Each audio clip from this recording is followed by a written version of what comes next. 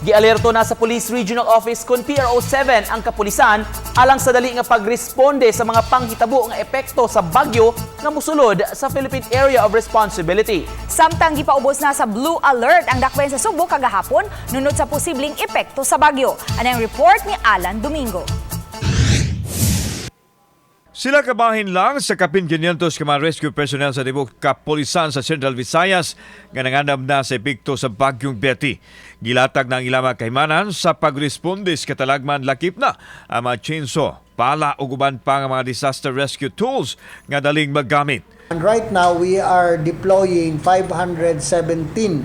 As of now, we are 517 rescue personnel. Mga pulis ni sila, nga trained ni sila, and they will be augmenting katong mga local disaster unit nato.